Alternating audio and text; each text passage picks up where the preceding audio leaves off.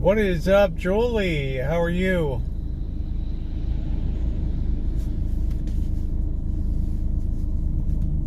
Happy Wednesday to you. Hello, Noreen. Hello, Sarah Kate.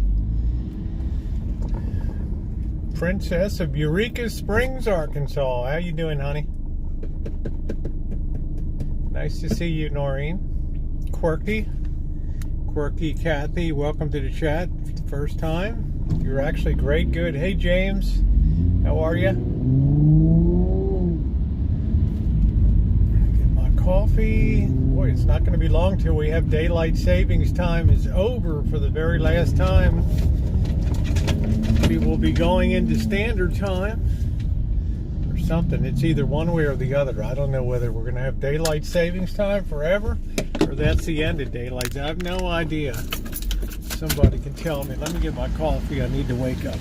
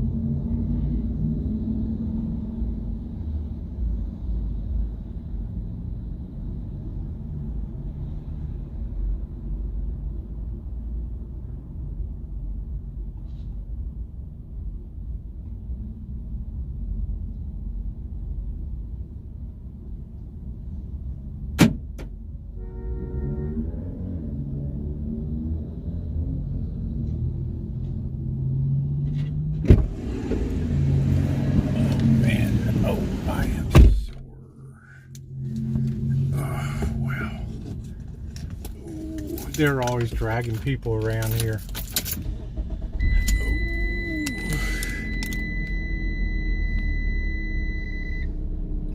Always dragging people around. Oh, to see everybody tonight.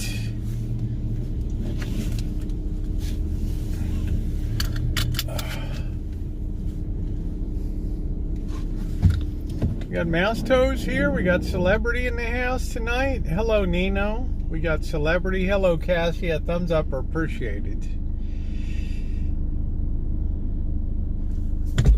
Let's see if we can get out of here in one piece. People are a little kooky today. Let's see if we can take out the other pump. Shit. Only in the hood we do that shit.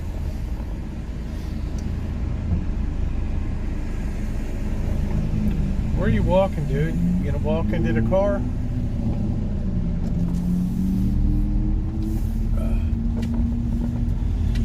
Detroit Tigers cap should never be red. How you doing, Chess? What's going on? Is that a good price or not? Here it seems to me eggs have been like $3.99, something like that. The hell's this guy swinging to? It's like a give 10 more years, that'll be like Bird. Bird will be like that guy going around. Oh, ooh, ooh, ooh.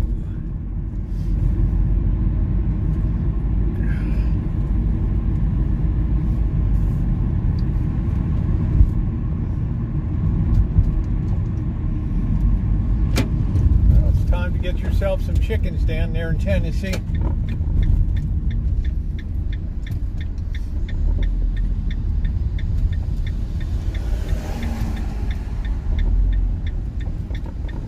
I don't even know what the hell makes an organic egg. I don't even know. I just know I'm physically beaten to hell.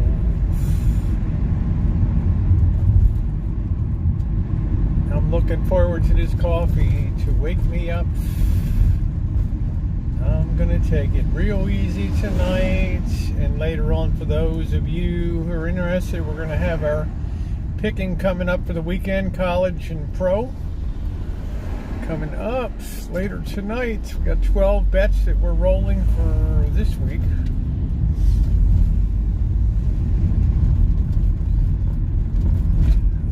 Talk a little bit about Tennessee. We can't seem to keep the team out of jail. I think they're in trouble. Does that mean deposit? No, I don't think deposits will ever be at risk. And I'll tell you why. Because a lot of shit's going on with England right now. It's got a lot of people very out of sorts in the world. There's a lot of bad shit happening right now. Oh yeah, it's nice here. It is. It's always kind of nice here, Linda. This is one of the reasons I enjoy here. I never get really super cold weather. I never see snow. We do have a rainy season that sucks ass, but it's kind of short. Last year it rained in October heavily, and then we had really nothing through the rest of the season.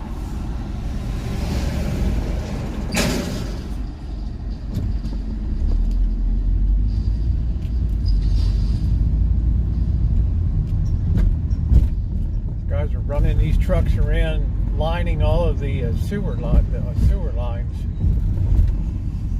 Cheaper than tearing up and putting new ones down.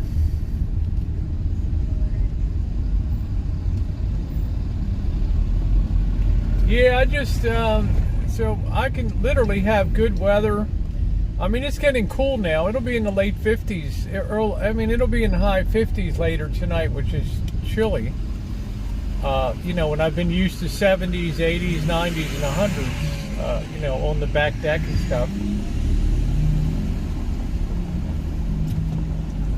But even in December, you can still get up to the 60s in a nice December day. And then once the rainy season hits, it never really gets below 40 degrees at all. Spicy pork shoulder, nice.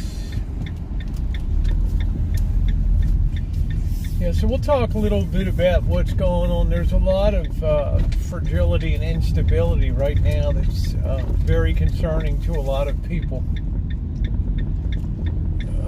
It's like people taking my premium spots here. That looked like Bullhorn Betty there.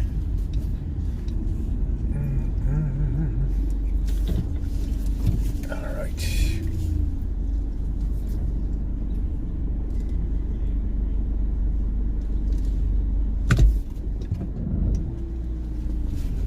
Got some damn fly in here.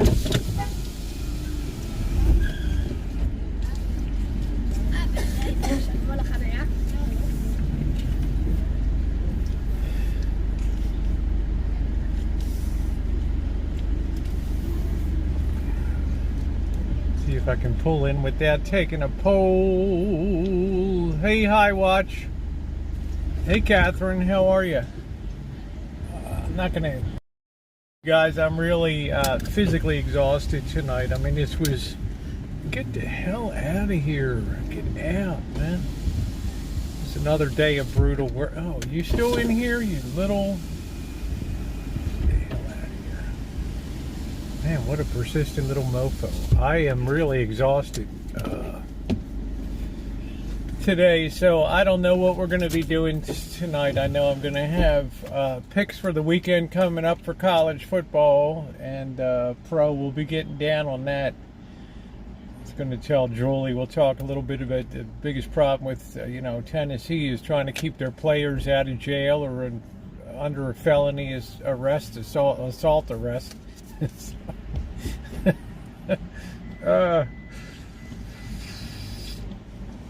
The yard work has been brutal, but I am really determined to see it through.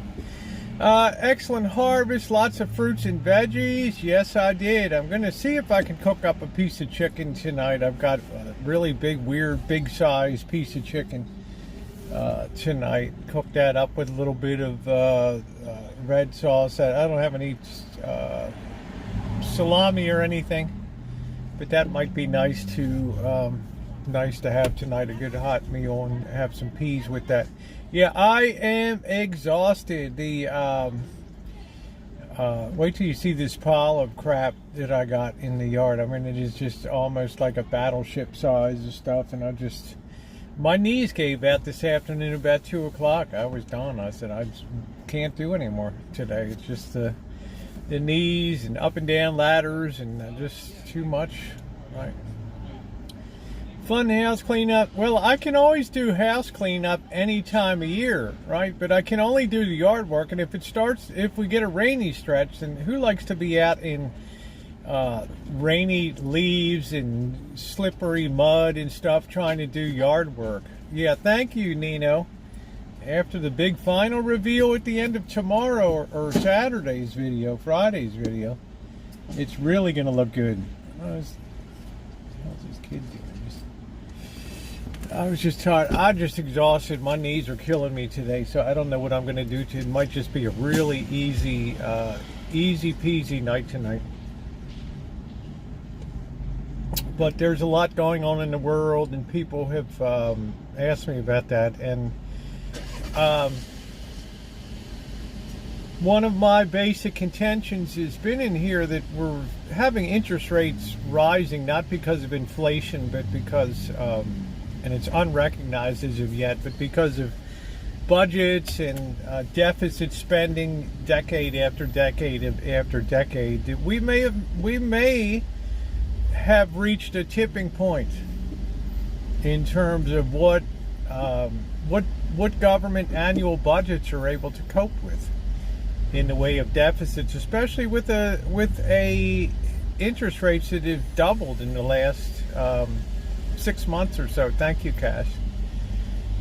As I mentioned yesterday, just the rise of interest rates over the last month or so is going to cost the UK £100 billion on their budget. And they're not a huge economy, they're a big economy. But that's, and then when the new Prime Minister Trull or whatever her name is, whatever the hell her name is, Trull, came out and out of the blue proposed cutting taxes on the rich and at the same time not reducing spending, people panicked like crazy.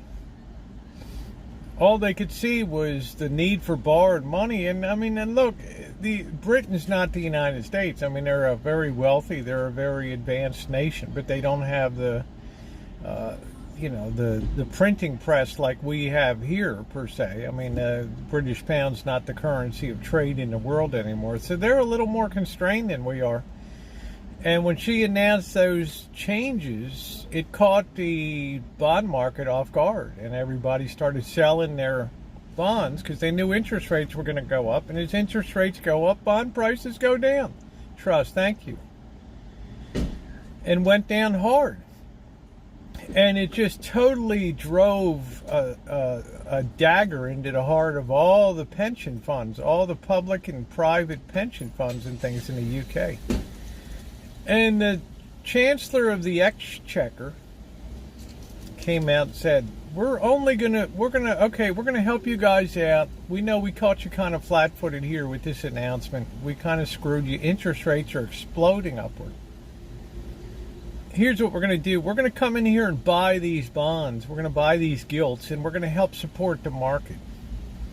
Okay? Which will put a cap on interest rates in the short term. But we're spending government money to buy these things, to help you guys out that are managing money and all that. But after Friday, we're going to pull our support. We're not going to help anymore in the markets. And it's yo-yo. You're on your own at that point. And, of course, we know, being realist, that they don't ever just walk away. They will all be, it'll be the next thing coming down. But they've got the wrath of God scared into people. And they're telling these people, take advantage of this 3-day window to balance your portfolios in the UK. All of your investment portfolios, all of your pension portfolios, you got this 3-day window where we're going to cap interest rates so there won't be any more damage done. To which you say, well, what happens after Friday? What will the deal be after Friday? It'll be interesting to see what happens coming up, because right now people are really, we've gone from 3.3 to 4.7 in like a month and a half over there, which is shocking. Okay. So for those of you who asked, that's where the spotlight has been right now over there. In my mind right now, in this market in the U.S., I think we're pretty oversold out here on an intermediate term basis. I think that the news events aren't having the impact on prices anymore like they were a while ago, which means the market's absorbing news better than it was last week or the week before. Now we got an inflation number coming out tomorrow, the CPI figure. Last time the CPI came out, the market sold down like 5% in a day, a huge drop. Okay, I don't know what tomorrow is going to be, but I think for myself that any strong reaction to the downside, I will probably be a buyer tomorrow and putting some of my own 401k cash to work here in this.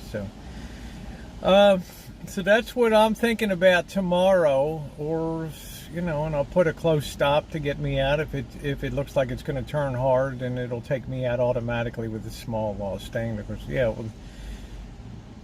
everybody has to kind of decide for themselves. Now, this will be, if we turn here, it will be a bounce that'll be measured in, a 3 to 6 month period maybe. And I think at that point, that will set us up for the big, huge next leg down, which will be the most powerful, the most sustained, the most psychologically damaging there, which will unfold. It's hard to say at this particular point, but we've had 5 waves down, which is a perfect Elliott wave wave structure, and now it's time that we look for a 3-wave rally here. For those of you who have followed the Elliott wave. But in terms of other news, there wasn't really a hell of a lot today that I saw. How you doing, Mookie? Yeah, I think that was about it. I mean, I was working outside most of the day until about 2 o'clock, and then I had to get my bets into Mr. Z and get that set. Playing hockey, nice, nice. It is getting into hockey season here. A nice cold chill of hockey. So good working day on the Rancho. I thought I would be finished in 2 days. I'm going into my 4th day tomorrow. Day number 4 tomorrow. But the Rancho's never had the landscaping update done to the extent ever that it's been done right now. Stuff that should really, really help that over the winter, so I don't have to worry about a damn thing. I've turned off the water system, hopefully for the year. If things get too dry, I can always pop it back on. I think that's the first Maverick I've seen. That Maverick truck or whatever. I don't know where the hell the guy went. I wish he would turn over here. I'd like to see that thing.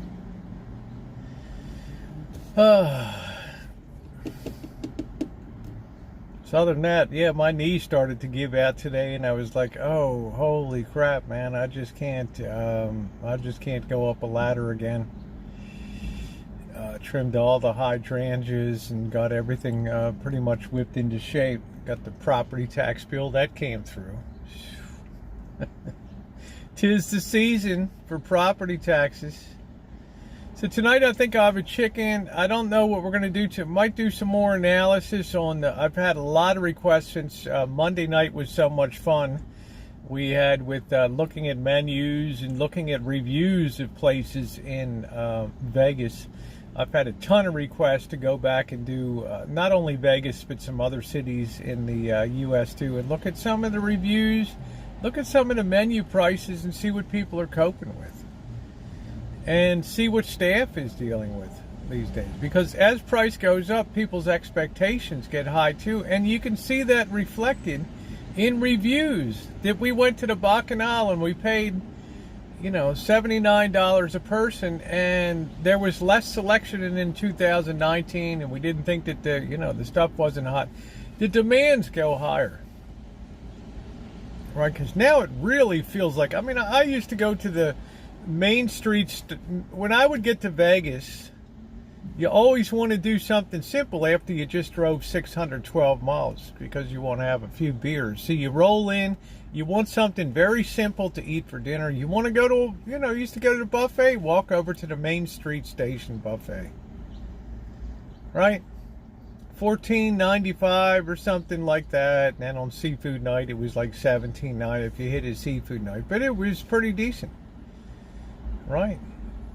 You had somebody bring you your drinks, but you'd go up, you'd have a shitload of desserts, you'd have hot entrees, Asian stuff, and it was a good price. We went out for clams and brown butter tonight. They were kind of small, but very tasty. Tonight, $5.75. But yeah, I look at, like Chef told me, Rosie, the Palace Station has the oyster bar over there. And I looked up the price, and it was like, $24 for a dozen oysters or something. And then, I was honest with Chef. I said, Chef, I can't afford that. That's so far out of my, league. Chef makes a lot of money, catering big events and stuff like that. There hadn't been that much the last few years, but he's slammed and got a lot of shit going on with him. Employee problems and getting people to work. But, it is what it is, right? So,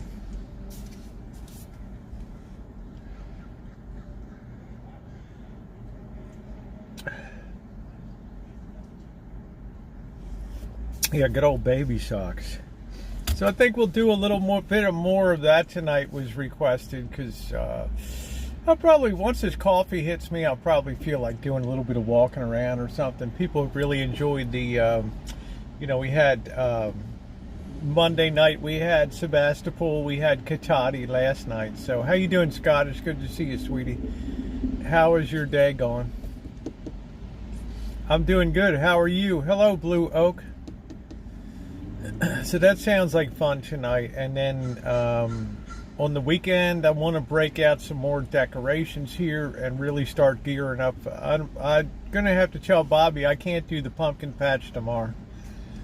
I can't do halfway on a job, take off. I'm a very serial person. I need to absolutely complete something before I go do something else. Work before pleasure. That was drilled into my head growing up. How you doing? Hey, Terry. So I can't really enjoy the pumpkin patch if I think that there's a huge mountain of debris that's got to be dealt with, and I've got a back deck that's sloppy and a mess, and it's time to get winterized and do it up the right way. I need to get some more lights put up. Oh, it's fine, man. Bobby will outlive all of us. Okay, trust me. All right. Bobby's a tough, wiry bird. I am going to finish this up and then suggest to Bobby that we go Friday, because it'll be recorded content. It'll be fun. Or we can go on the weekend. Maybe take Bird down, and he's a kid at heart, and enjoy that, right? Guess what city I'm in video. I don't know how people would guess what city you're. I don't know. I saw some Christmas trees and BJ's. Can't wait to get people spend Christmas money before Halloween. Well, it's what I was shocked on TikTok. Jamie Lee Curtis comes out and says the F-bomb. She's like, I was in a store for Halloween stuff and they had fucking Christmas music. Fucking Christmas music. What's with that? And I thought to myself, what's with that, Jamie? You probably haven't been out shopping in a store, okay? You don't know what the hell's going on. They've had Christmas trees up when I walked through a Costco with a friend since mid-August. All right, if you get close enough, it's play, Dave. If you get close enough, it's playing Christmas music and yeah, F-bomb. So when she said, what's with that? Something like that. I put as a reply, yeah, I guess it's the F-bomb or something like that. Right. Everybody's got an F-bomb these days, right? Everything is F-bomb. Had tons of Christmas decor, no Christmas. I mean, it's a desperate kind of season setting up here. Everybody wants to get a jump on everybody else because everybody's up to their butthole up to their starfish in merch, right? Cannot hate Christmas anymore. Shocked me. I never saw she was an F-bomb. We're the same age. I never thought that she was an F-bomb dropper, I was like, what is she? Whoa, whoa, you don't want to tangle with this chick, right? So it's like, what the hell? You can tell I got a lot of sun today, man, out there day after day after day. But it's good for you. So now Amazon came out and said that their 2-day buying event, their special preseason buying event, has not been good at all. People are buying home goods. Nobody's splurging on, discretionary items. I could have told that, man. People are getting hurt by inflation. People are paying high gas prices. People feel like, Julie comes in and says, I'm paying $4.99 or whatever for a dozen eggs or something. I mean, everybody's feeling it. Yeah, it's really the first time she's been in a shop. Like, really? You're really surprised that you go into the store and there's, like, Christmas stuff up? They can't wait to get that Halloween crap out of the way. All right, and then you're going to see your aisles so full of crap you're not even going to be able to move around. right? So you wonder why people just aren't doing it up. Some betting I planned, but it was waiting for. Oh, that's good, Noreen. Well, you've got a lot of sense. But sometimes when you watch TikTok, you got to remember it's kind of unfiltered, and it just like catches you off guard when you see somebody that you've only known in a sort of Hollywood sense, and then they're F-bombing. It's like, and not in a movie setting. Saying she hadn't been in a bank in 20 years.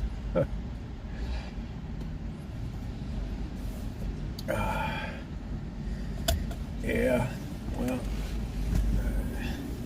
she hadn't been in a relationship with Fidelity in 20 years either. I can tell you that, right? So crazy stuff. So I just thought to myself, why are you got to be the only one in America that's shocked that you go into a store and they have Christmas stuff up. Really? Right. So this weekend we're gonna get the rest of the containers out and get some more stuff up. I feel a lot better having everything cleaned up. I lost one of my timers though for some weird reason. That went bad. I gotta open that up and see what's going on. I paid $4.89 for government milk yesterday. What the hell is government milk? Is there such a thing? I mean, is that with the EBT? I don't know. I miss the days when people used to stand there and pull out their coupon food stamps with the Liberty Bells and the Washingtons. Stand there in line trying to do the math. Ooh, ooh, ooh, 20 plus 10. Ooh, doo, doo. Man, I miss those days. The old EBT, the old food stamp days in Baltimore. What a joy. But I don't know what the hell government milk is.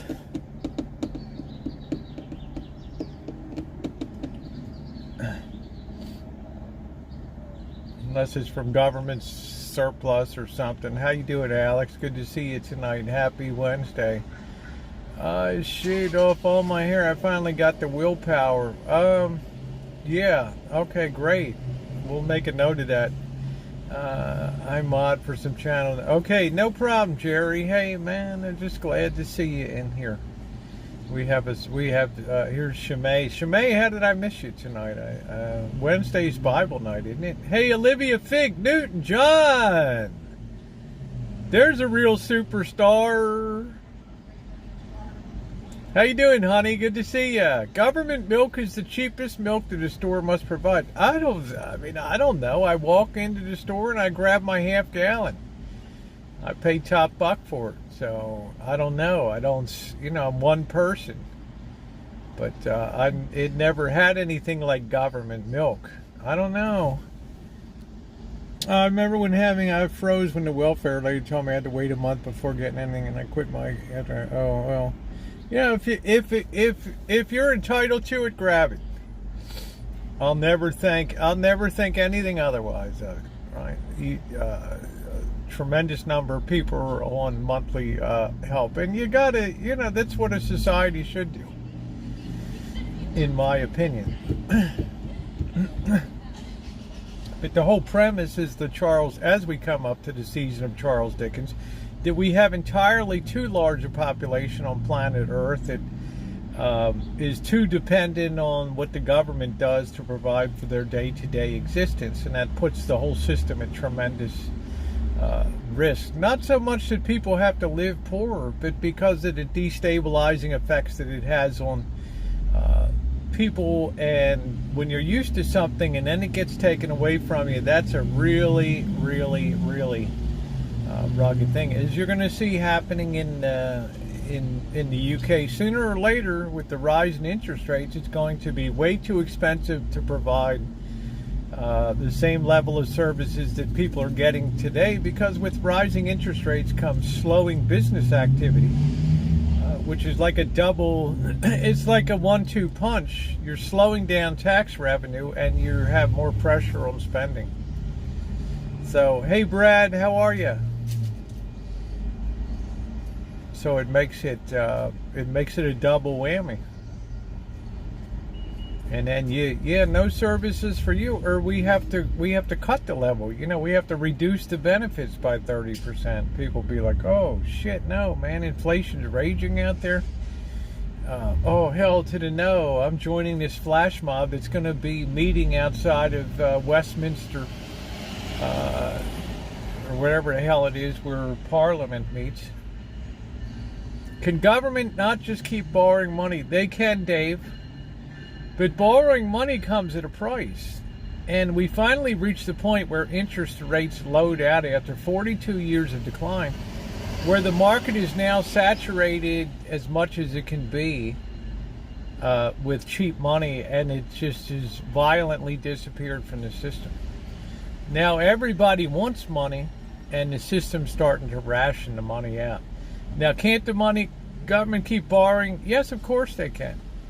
But there's a big difference between the government of the United Kingdom, the Chancellor of the Exchequer, borrowing $100 billion at 3% and $100 billion at 5%.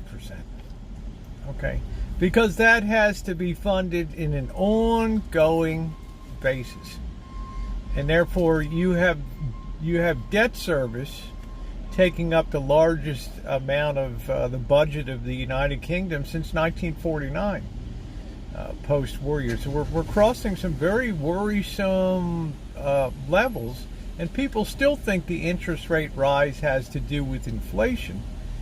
And England's the first breakthrough case that's trying to tell you that no, the story that Rosie's telling is the story. Yeah, this is my Orioles hoodie here. The story that I'm saying is the story that people are discovering. If you saw my community post yesterday, UK government markets roiled, experts confused. I'm not confused. I've told you what the hell it is. The real shit will hit the fan when the big mass media gets a hold of that story and starts to run with it. Then every penny that the government wants to spend will be under scrutiny.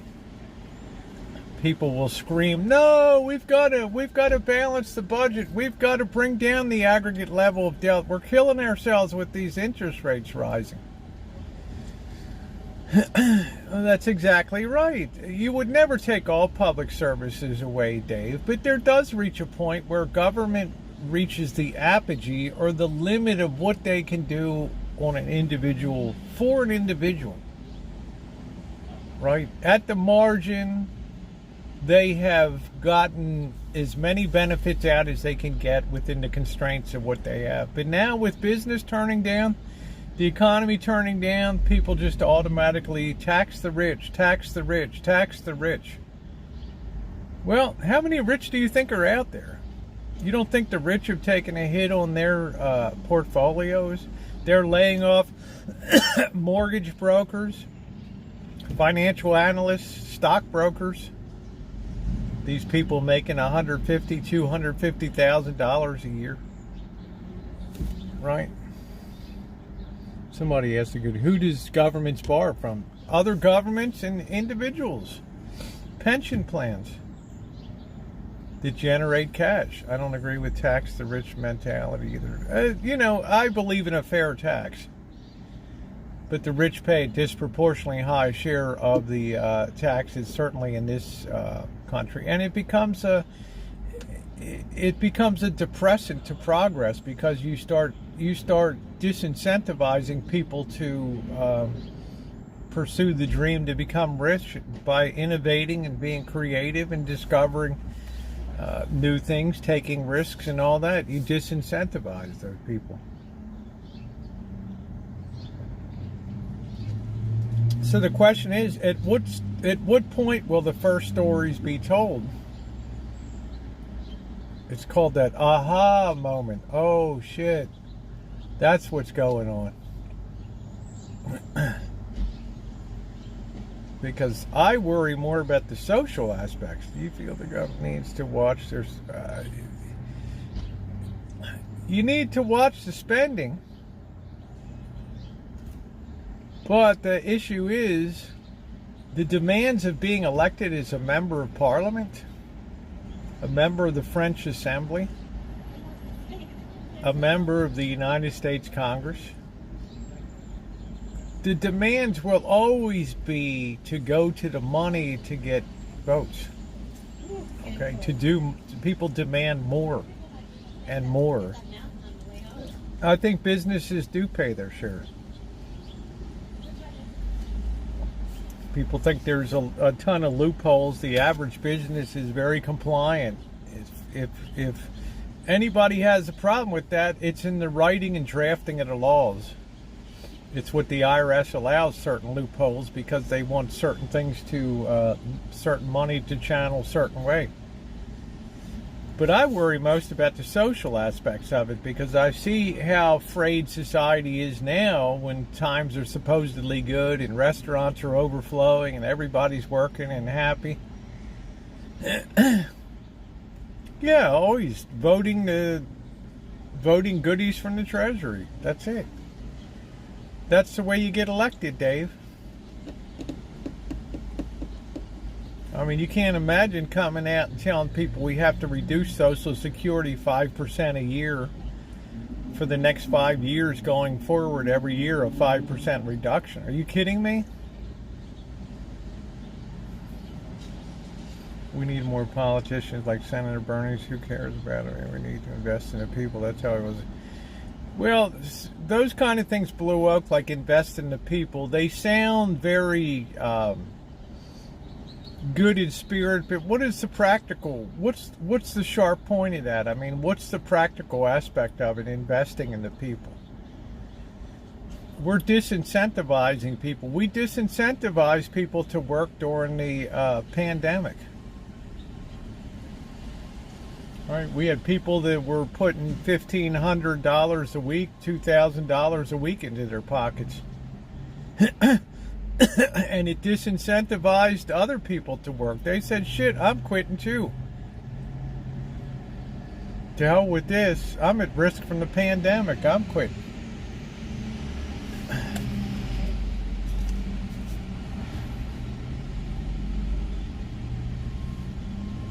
Dave, I don't believe in penalizing the rich. I only use that as an example of, can you imagine if the government said, if the Treasury Secretary said, you know what, the cost of wars and the unstable world today, we need to trim our health and human services outlays, our Social Security outlays.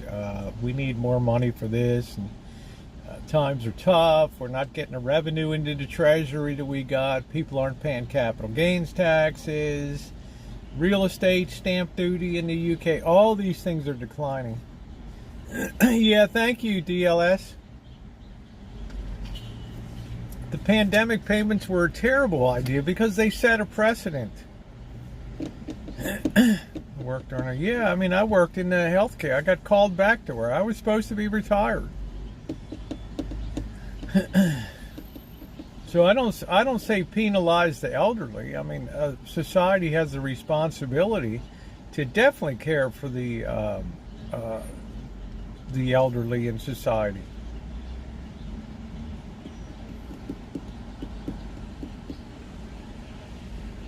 But when you see what's on the horizon and you see companies like AT&T, I mean, I can almost 100% guarantee you that AT&T, one of the most fabled names in American history, one of the long members of the Dow Jones Industrial Average, American Telephone and Telegraph, invented the fucking phone, had a phone system that was marvel of the world. The Bell Laboratories had invented the transistor, and Western Electric, which was the manufacturing branch, the envy of the world.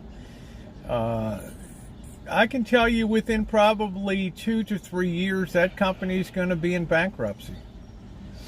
And that's going to leave a huge unfunded pension obligation, okay, that's not going to be covered.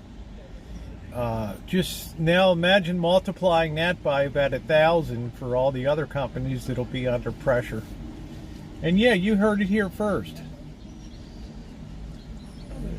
because the cost of funding debt by AT&T is going to go up and up and up and up and up. And the pressure is going to be on profits and everything. Nice to see you, sugar.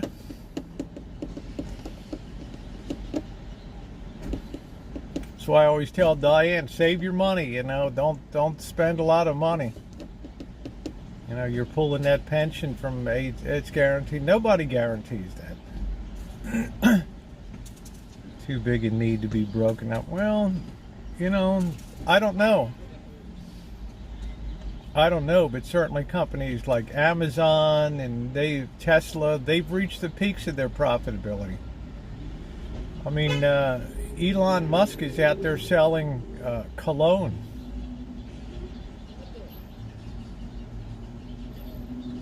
I sold 10,000 bottles of cologne in 3 minutes or something. I mean, what the hell?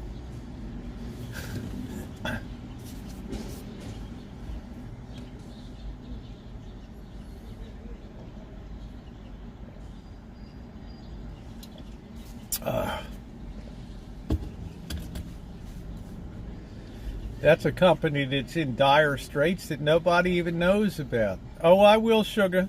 No sweat, baby. You know I'll be checking that out with the scary mantle, and that's how I first discovered you years ago.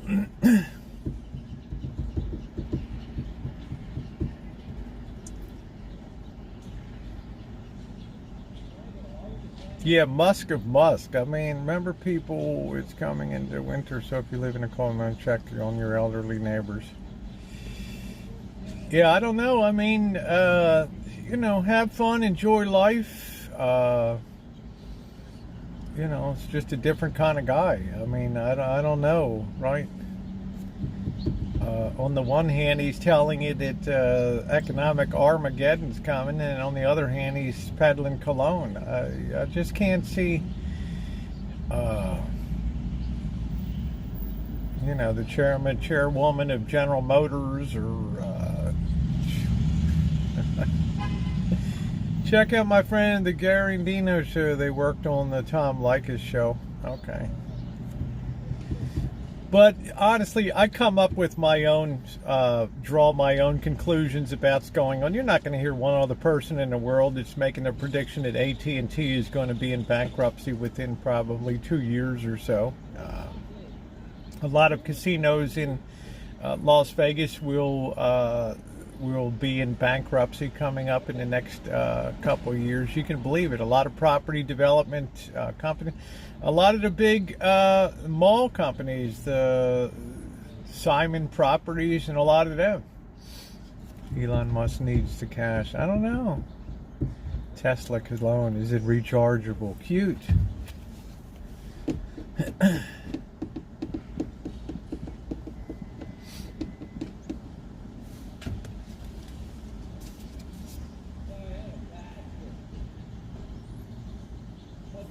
You look at cell phone service in America, it's reached its peak of maturity. It's reached every person it's going to reach in this country.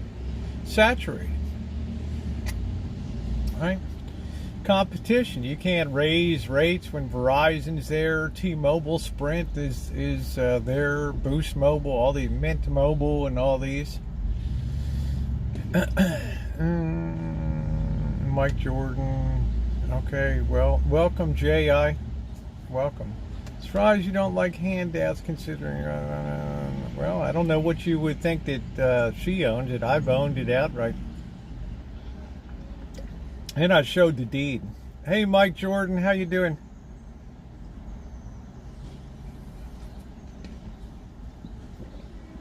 I'm allergic to perfume, makeup, and bounce sheets.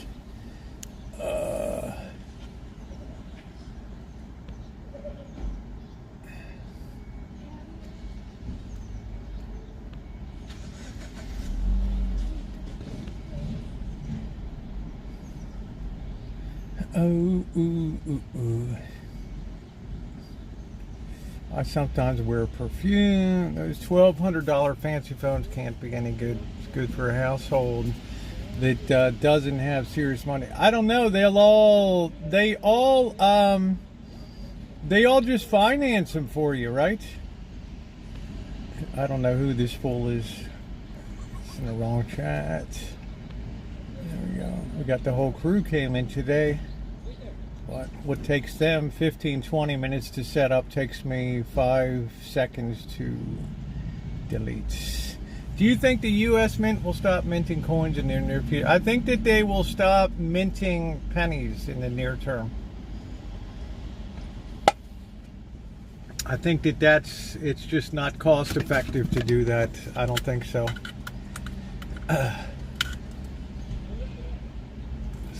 Make sure this is on. I have no trust for this charging thing.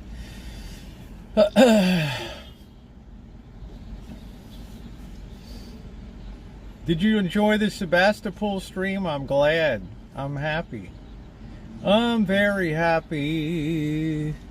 We really exhausted most of every growth, and with high interest rates, even cash flows are going to... Yeah, they are, Fred. Cash flows are going to be pinched. How far away from a cashless society? Well, I could make a smart comment, Dave, that you mean no cash in your pocket?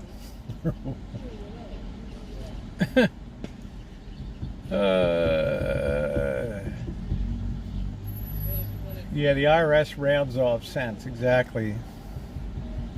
Christian Dior poison.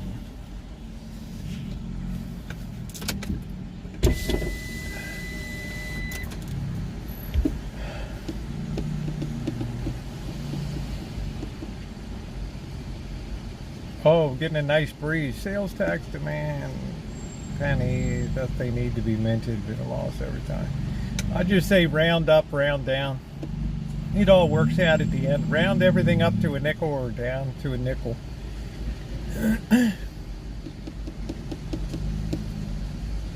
10 minutes of must-see TV. I mean, I have no idea, Dave. I just have an idea about big pictures and things. As far as cash, I mean, the government hopes everything is electronic one day. But I always recommend that people have a good deal of cash that they have stashed away. Right now we see airports being hacked. Hey, Buttercup, baby, we see airports being hacked. You know, so we don't know when one day a banking system might be just totally screwed up.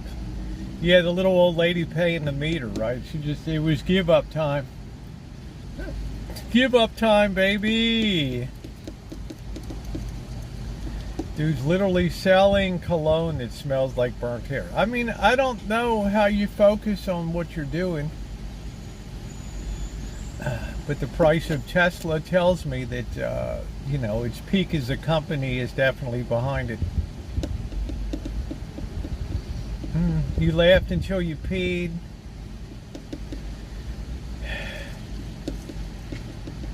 Yeah, well, with the colder weather, we don't have as many window lickers out on the streets and stuff. And plus, we'll be back at the 7-Eleven soon enough for 7-Eleven theater. Do-do-do-do. Do-do-do-do.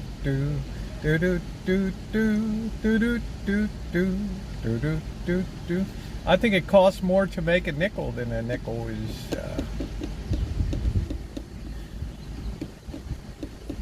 Just remember, states and municipalities want to keep pushing for more and more tax revenue. Here we have, I've done many Reno, Nevada videos. We have many items on the ballot measure asking you to increase the $0.25 for public safety every time there's an election. It's just more and more and more. All that stuff in the aggregate has an effect at some time or another on the whole system.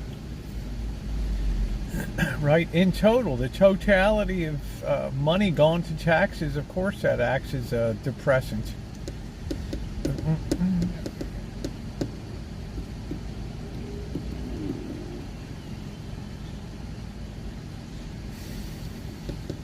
Yeah, window lickers. People that are on the outside looking in. Yeah, 6.5 cents to produce a nickel. Let me tell you, there's people that are stockpiling currency. Hey, stockpiling coinage. Copper pennies, they're sorting out copper pennies. Yeah, Alex Jones. They're sorting out copper and nickel. They don't care whether the prohibition against, destroying United States coinage and paper money is enforced or not. They'll know a day comes when nobody's going to give a fuck and there's nobody's going to police it. And nickel will be a critical element for production of bombs and everything else. Yep, thumbs up or appreciate. Let's hit that thumbs up button. Our area has massive real estate tax. Yeah, this is what I'm saying. I'm really lucky that my tax bill just came, and I'm lucky that it started out as 1% of the purchase price per year. That's the beauty of Prop 13 here in California that Harold Jarvis started in the 1970s, because people were being forced out of their homes. Big cities, San Francisco, LA, San Jose, Oakland, San Diego, Santa Rosa, Fresno, they were all pushing up the price of property taxes as the value of the real estate went up. And everybody's like, whoa, man, we got old people that can't afford to pay the taxes, and they're getting kicked out of their houses. So this being a referendum state, which is great. I don't even know why we have a state legislature, because they don't do shit, but we have referendums. And somebody put a referendum on Harold Jarvis of the Taxpayers Union that if you buy a home, your tax is 1% of the purchase price. Man, what a savior that's been. Right? So you have people that bought their houses in 1950 or whatever, they're paying $100 a year here in California, might live in $1 million home. Places in San Francisco, multi-million. 1% plus whatever bond issues or whatever things you decide to vote on in your local library bonds, school, junior college construction bonds and stuff like that. All that adds. But now we got people that overpaid for houses that are going to be looking at terrifically big property tax bills. At the same time, they've lost their big ass mortgage broker job, their real estate broker job, their stock broker job, their financial analyst job. Not here, Dave. Hey, D Nice. See, that's one of the hidden treasures of California that people don't realize. And then they complain when they move to Texas, and all of a sudden they're paying high property prices that go up, up, up, taxes. I got upset. Yeah, don't forget, if you're shopping on the holiday, please use the links there for Amazon, US, UK, and Canada. Doesn't cost you any more, and it's really appreciated. Please save those links and think about Rosie when you're shopping. We tax things and so off the wall, and no one thinks it works.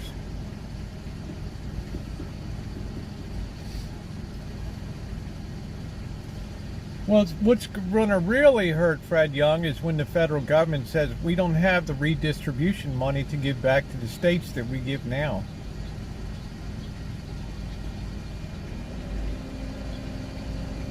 What? Yeah, we have to reduce that by 30%, the kickbacks to states. What? Or, in the case of California, let me tell you what's going on right now at the California Pension and Retirement System, Calpers, which is the biggest public retirement system in the world. Okay, biggest state retirement system. You got police, the state troopers, you got teachers, you got government workers. Tons and tons and tons of people are dependent on that. Well, what do you think happened to the portfolio the first three quarters of 2022? That's a huge hole of hundreds of billions of dollars that have to be made up. So you're not hearing anything right now because it's election time coming up. Ooh. So you're not hearing Gavin Newsom, but I guarantee you the day after election or whatever,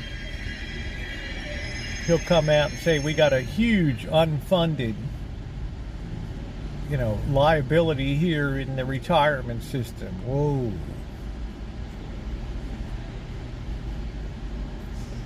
Try that on for size. How you like that, sports fans?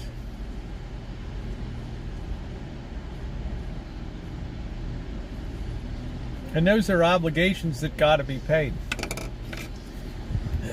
So California can't print money. Okay. And they'll try to raise taxes at the time that the high payers, like that worked at Facebook, worked at Google, worked at Apple, worked at Facebook, all these other companies, don't have the wherewithal to pay. So you can see how interlinked everything is, how finely balanced everything is. And everybody's staying the course. Nobody thinks that prices are going to go lower. House prices never go down. Stock prices never go down over the long term. People never stop and consider that the whole fundamental structure of the United States, business, private, government, may be changing and shifting. Right? Because we can't wrap our heads around something that big. Right? This is not something that your broker has discussions with you about, or your financial advisor. Say, oh, there's storm clouds on the horizon here. So we sit in a world of complacency, assuming everything is going to be like no problema.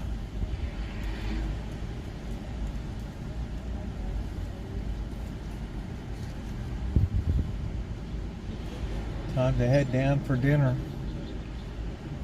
at the Preach and Feed.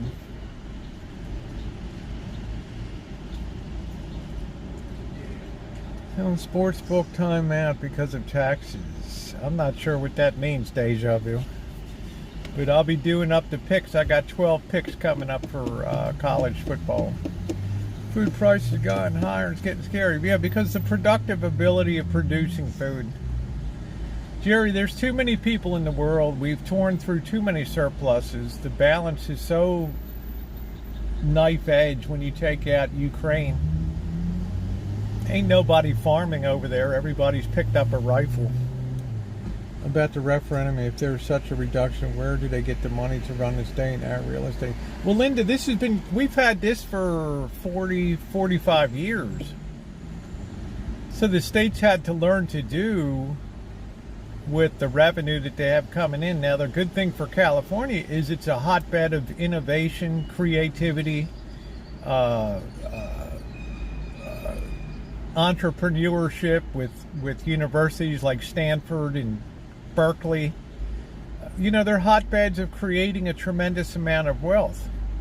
So the state's been very lucky that it's had huge and very gifted educational system here that's produced companies and wealth, and it's been able to take advantage of that because people don't really leave the state that have a lot of money because they enjoy the climate and stuff, and they don't really care about beyond a certain point. Who in the hell cares about the taxes, right?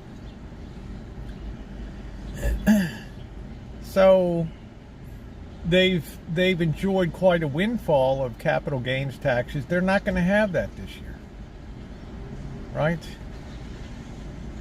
Right. The real estate, the income taxes have crested because the high level service job people are now losing their jobs in droves.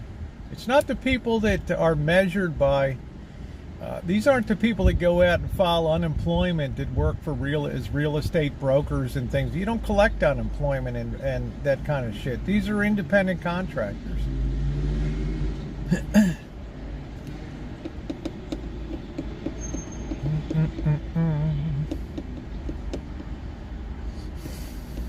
So certainly the tax revenue is going to be down, but you're not hearing the state talk about it now because they want to keep it hush-hush because we're 3 weeks away from Election Day. But I'll tell you, as soon as the election's over, the news will come out between November 6th and the end of the year that the state of California is facing a huge budget deficit. Last year we had $100 billion, biggest surplus in state's histories. And then looking forward, the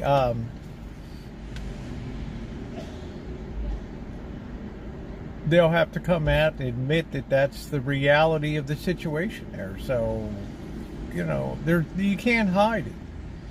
The Republicans will sweep the election. I have no idea. It's on a state-by-state basis. If I don't miss my guess, within the next week or two, the third quarter statements will be going out for people's 401ks and everything. And once those things come out, people's mind will be off of abortion and all that kind of stuff, and they'll start thinking about what the hell's going on in the world.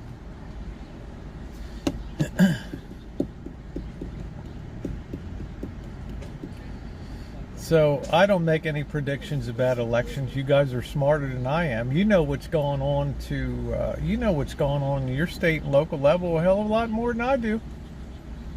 So I know here that the Democrat hammerlock on stuff will continue until shit gets bad, and then the Democrats will be kicked out and the Republicans will come in. Hopes will be high, they won't do shit, and then you know, it'll be back and forth. My life be like ooh ah, ooh ah, ooh ah. Do do do do do do do. That's why I say enjoy friends, enjoy family, find things that are enjoyable in life. I refuse to cut out living my life to political BS. I don't get involved in politics. I know that politics is a consequence of economics. And I just worry about the large mass of people in the world and the instability that creates when somebody has to tell them we can't do it anymore.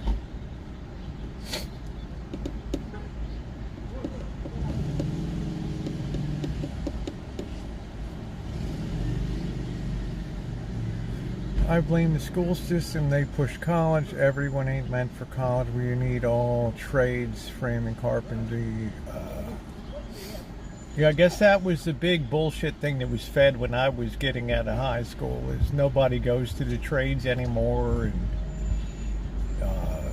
you know, and look at what a plumber makes today, an electrician, contractors, home builders, framing carpenters, people that understand how to measure and build staircases and.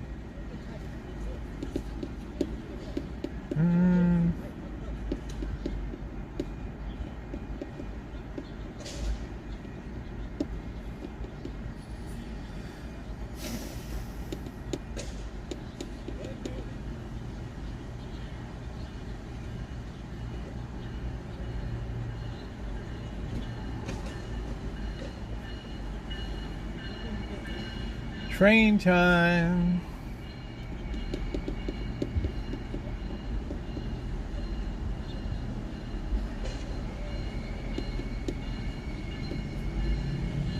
Plumber clients who make more than lawyers like me.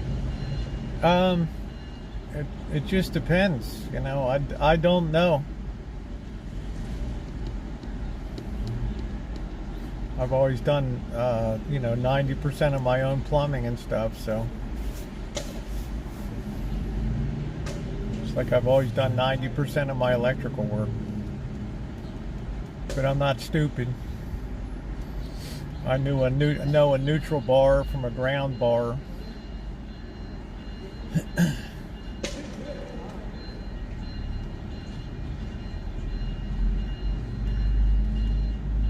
Well, Jersey Twister knows.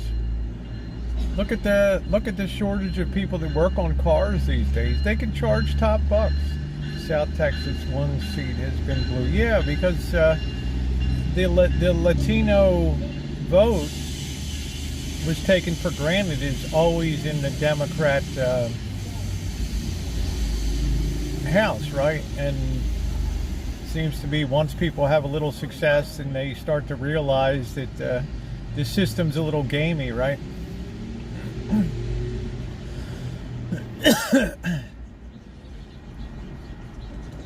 Brian, how you been? Haven't seen you for a while.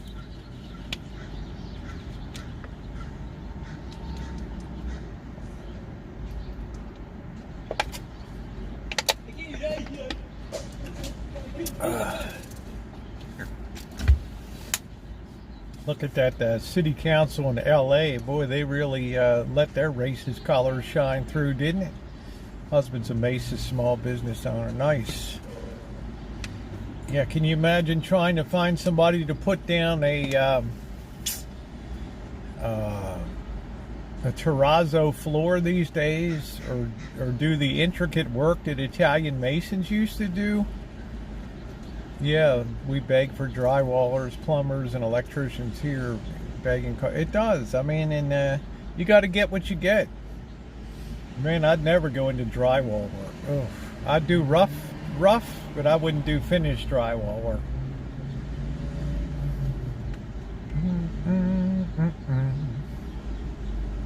It's like a nightmare.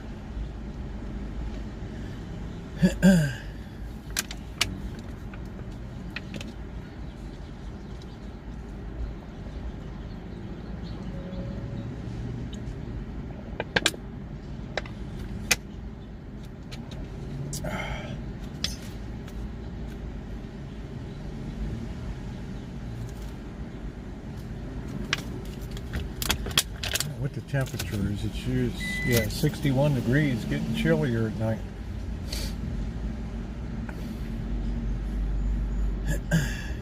Tennessee, man, this is the weekend that could put Tennessee on the map, man, big time. But I'm a little worried because like half the team is either waiting for prosecution and court dates or under arrest for felony assault. So,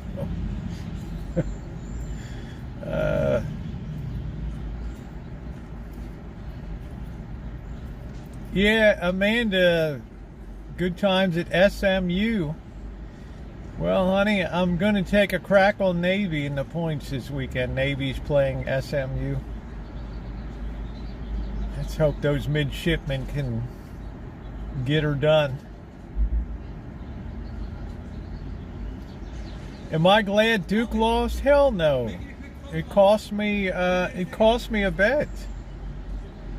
Had Duke been able to play a normal overtime quarter instead of the stupid college rules, I'm sure they would have won. They tied the game with 8 seconds to go and went into overtime. They didn't get the ball first, and that was that. So Duke is a great team.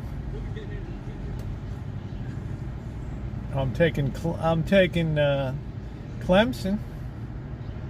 and I'm taking NC State against whoever the hell they're. Can't remember who the.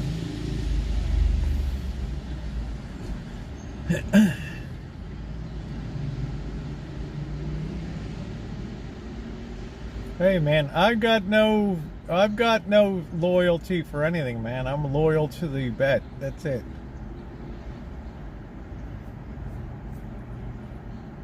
That's the way to do it. 29-18 on the season.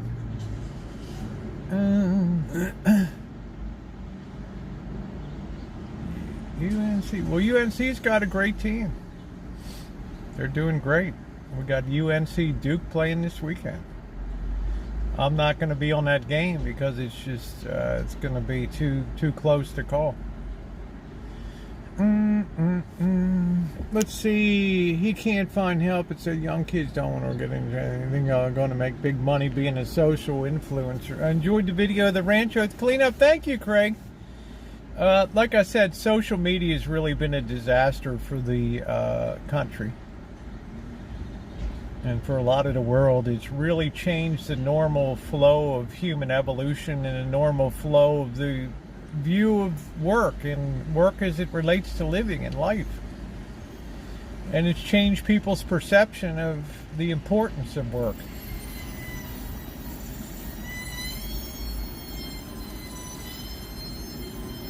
Boy, that old Cadillac sounds bad, dude.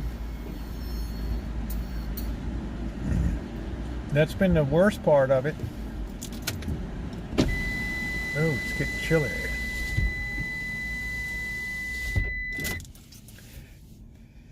So I'm pretty beat tonight, so I don't think I'm going to be doing any walk around. My knees are shot tonight. Too much hard work, so sit here a little longer. Hey, Charles! And the Northcast, the next 10 days, I hope this state game is away. I have no idea, Kathy. Did you write a Chuchin cookbook for singles? No, I haven't written I want to write a book. I wrote a book on metal detecting, street metal detecting. It's available on Amazon for over a year and a half now. The young generation do not know the community all through the phone. Or to be social, or how to socialize. Yeah, somebody had to sign their name. They're like, what does that mean? Just print your name?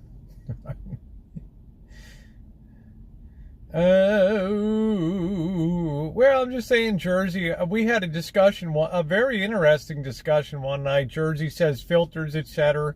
Who knows what anyone looks like anymore? Yeah, we've changed the whole paradigm of what beauty is, right? I've gave the example, like a guy like Peter McKinnon, who's a great videographer, a great photographer. He's probably the #1 photography and videography guy on YouTube. He'll go out there and take a picture of something epic forest in British Columbia or some beautiful scene, and he'll take it into Lightroom and he'll modify the colors and make something really spectacular that people go ooh and ah. And then what happens? People will go visit that forest and they'll be like, are we in the right place? They're looking at Peter McKinnon's picture and they're like, this is really dull, man. I mean, we're changing the whole dynamic of what beauty is. Okay, we're shifting the whole paradigm about things. I don't know who you're talking about, Quirky. I metal detect in Ohio. I dug thousands. I've dug so much stuff, Zombie. I've recovered so many hundreds of pounds of coins over the years. But we've shifted the whole paradigm of what you can't even appreciate nature anymore because it's been filtered. It's been Lightroom. It's all about what you do in the computer now. What's, not what's out there in real life. Right? But thank goodness over here now and enjoy the last light of sunset. Right? The sun dips here.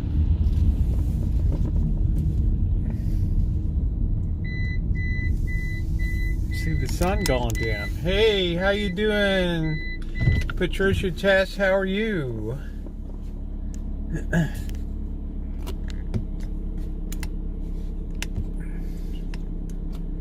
I don't know what the sunset's going to be like tonight. I don't know. I mean, is that it?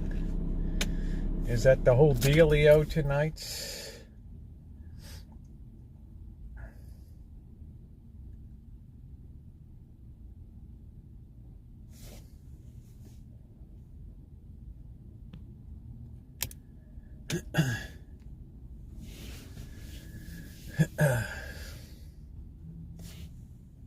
I've been a good girl today. Yeah, we're still in the golden hour here. We're going to head into the blue hour. That's all we get. This guy's over here. He's looking at the sunset standing over here. Yeah, we got a fairly good position. Yeah, it's looking better now as it goes lower.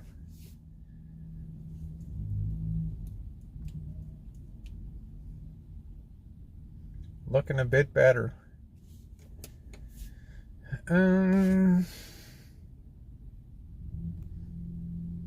I do.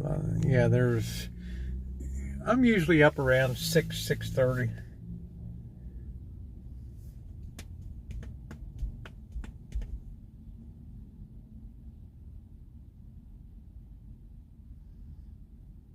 Enjoy that. What's up, Joni? How you doing?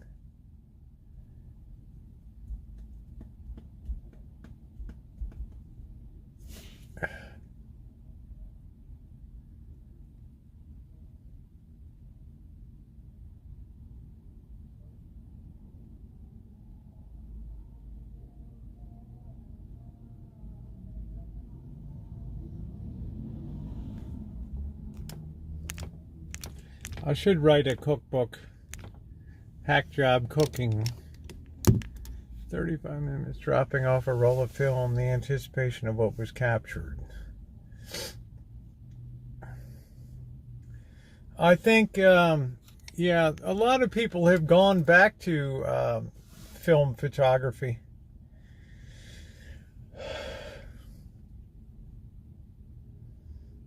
It's a nice place to watch the sunset here. No, I don't really think about it. I've been here so many years, Dave, that I don't even see that in my field of view anymore. Right? You see the same thing every day. The only thing that would catch my eye is if something was different. Yeah, and then nobody ever looks at the pics again. It's like all these people taking pics and videos in Fremont Street in Las Vegas. How many of them ever go home and rewatch those videos? Really, how many times have you done a video? That's why YouTube's so good, because it forces you to produce something that's going to be there for a long time. But otherwise, how many people go home and look at the videos that they shot? Do you remember when we met? Yeah, they don't. Not at parades either, exactly. I mean, that's the realistic aspect of it. So what I tell people is, if you're not recording for, social media or something like that, take a few pics and enjoy the scene. You look through a viewfinder like I do, you miss a lot of the stuff around you all the time. You don't absorb the totality of the whole event and things.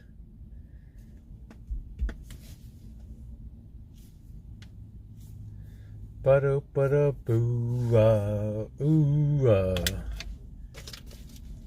it's very calming, isn't it, Amanda?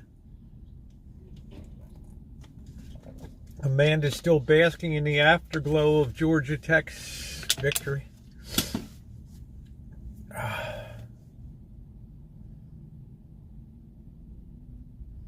The Yellow Jackets. It is very calming, very nice.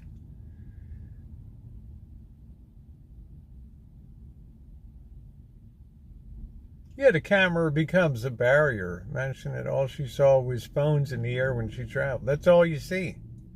But for those people, it's a once-in-a-lifetime experience that they can actually, hey, I saw the Queen in person, and that I can kind of understand. But a parade, or how many people are ever going to watch parade video back again? It just doesn't happen.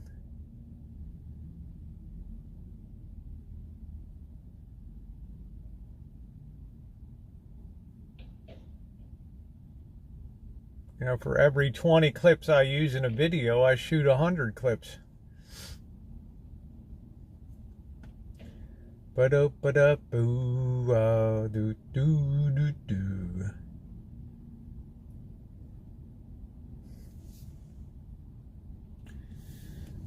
My screen is about 6 inches, 4x6, I would say. Standard 16 by 9 screen. 16 by 9 ratio.